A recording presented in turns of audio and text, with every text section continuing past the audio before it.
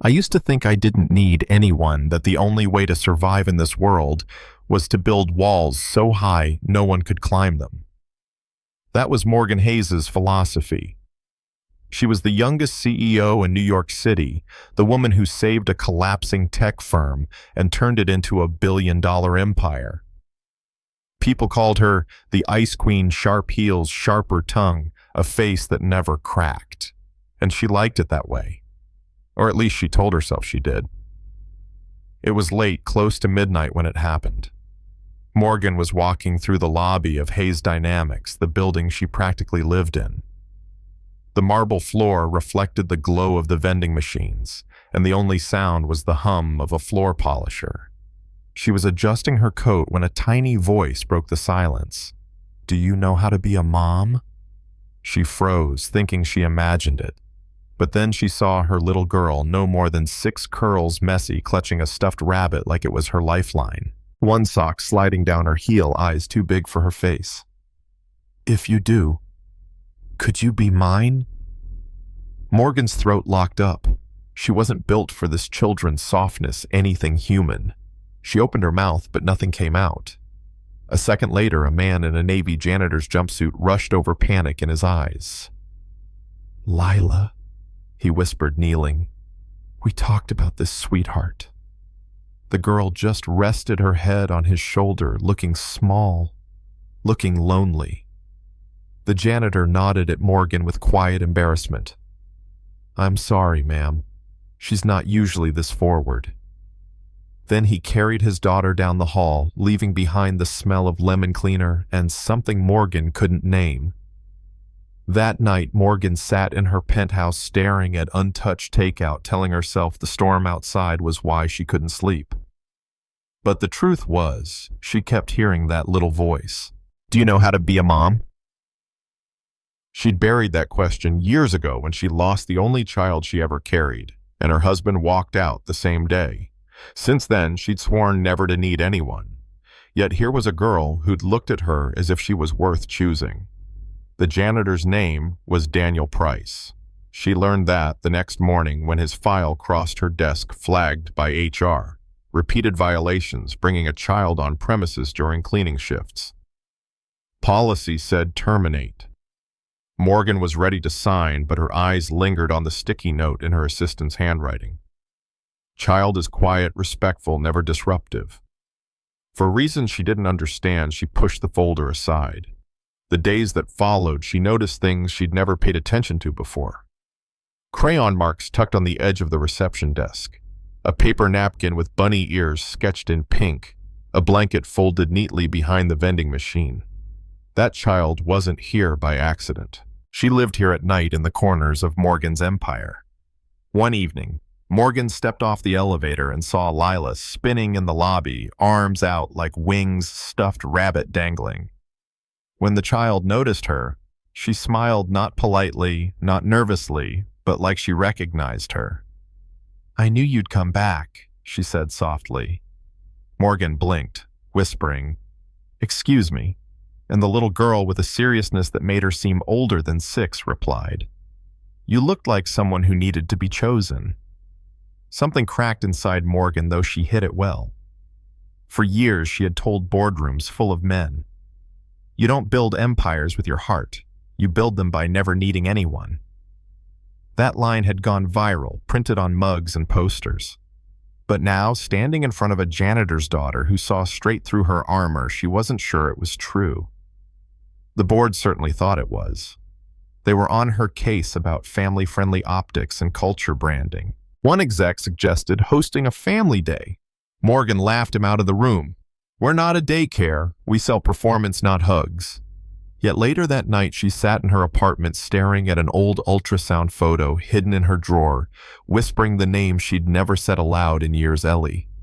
The baby she never got to meet, the life she'd buried under spreadsheets and mergers. Meanwhile, Daniel carried his own battles quietly. He used to be a carpenter, building custom furniture, until medical bills and layoffs stripped him down to a mop and a night shift. He biked to work with Lila strapped to the back because babysitters quit when her asthma flared or her anxiety got bad. He tried everything, but he wouldn't leave her alone in the dark. and Lila Y's stubborn little Lila kept asking about finding a new mommy. She even wrote a letter in crayon. "Dear new mommy, me and Daddy like soup and stories. Please be nice." Daniel folded it into his wallet next to a picture of his late wife. One night, Morgan walked into the lobby and saw Daniel cleaning while Lila slept on her blanket. Crayons scattered, Bunny tucked under her chin. For the first time, Morgan didn't walk past. She crouched, picked up a broken crayon, and asked quietly, "You let her stay here every night?" Daniel straightened. "Only when I have no other choice." His voice was steady, but tired, the kind of tired that lives in your bones. "And if I said that was a problem," Morgan asked. He looked her in the eye. "Then I'd understand. But I'd still ask you not to take it out on her." Morgan glanced at the sleeping child. "She looks like she's never known safety except here." Daniel's jaw tightened. "That's not far from the truth." Silence stretched. Then Morgan said quietly, "She asked me once if I knew how to be a mom." Daniel blinked. "She's never said that to anyone before." Morgan's voice cracked. "She said I looked lonely." Daniel just nodded. Sometimes kids see what we won't admit. From then on, little things began to shift. A fresh box of crayons appeared on Lila's blanket. A sticky note left behind. "Warm soup and stories. Sound nice." The girl waited by the elevators at odd hours, hoping to run into Morgan. And one night, when Morgan nearly fainted from skipping meals, it was Lila who handed her a juice box she'd kept for emergencies. Morgan drank it, and when the elevator doors opened, Daniel found them together, his daughter steadying the Ice Queen. The breaking point came weeks later. Lila disappeared. Morgan searched the building, panic rising, until she found a tiny sneaker sticking out from under a restroom sink. The girl lay pale, gasping for breath. Morgan scooped her up without thinking, heels abandoned, shouting for help. At the hospital, when the nurse asked her relationship to the child, she didn't hesitate. "I'm her mother." Hours later, Daniel arrived frantic, only to find Morgan by Lila's bedside holding her hand. He froze. "You saved her," he whispered. Morgan's eyes were red, her voice trembling. "I told them I was her mom. I hope that's okay." He swallowed hard. "More than okay." And when Lila woke, her first words weren't for him. They were for her. "Will you stay? Not just tonight. Always." Morgan pressed her forehead to the child's. "I'm not going anywhere." It should have ended there, a quiet miracle, a new bond. But power never lets go easily. The board summoned Morgan, demanding explanations. "You're spending time with a janitor and his daughter," one scoffed, spitting the word janitor like poison. "You represent this company. Any personal entanglement puts us all at risk." Morgan looked down at the bracelet on her wrist, 3 beads Lila had strung together with Daniel's help, one for each of them. She raised her eyes, voice steady. "You're asking me to choose between the empire I built and the family I found." Charles Whitmore. The legal counsel smirked. "We're asking you to remember who you are." Morgan stood slowly. "That's the thing. I finally do." She walked out without looking back. Hours later, headlines rippled through the city.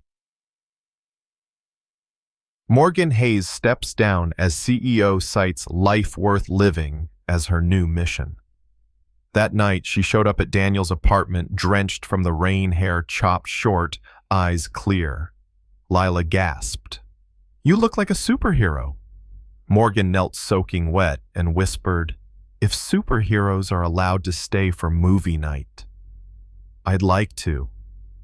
Daniel just handed her a towel, no questions asked. And for the first time in years, Morgan laughed, really laughed. Weeks turned into months. Saturdays at the park folding paper cranes, evenings spent threading beads into bracelets big enough for 3.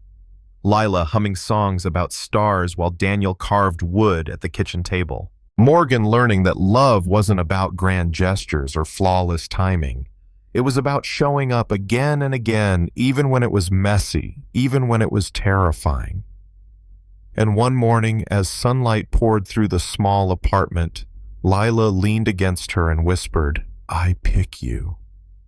Morgan held her close, tears in her eyes, and answered, "I pick you too." So maybe the Ice Queen melted, or maybe she just discovered she was never ice at all, just someone waiting for the right hands to warm her back to life. Now I'll leave you with this. Was Morgan right to walk away from the empire she built for love and family? Or was it reckless, letting go of power for something so fragile? Tell me what you think. Have you ever seen someone judged for who they loved or for choosing family over ambition? Drop your story in the comments. I want to hear it.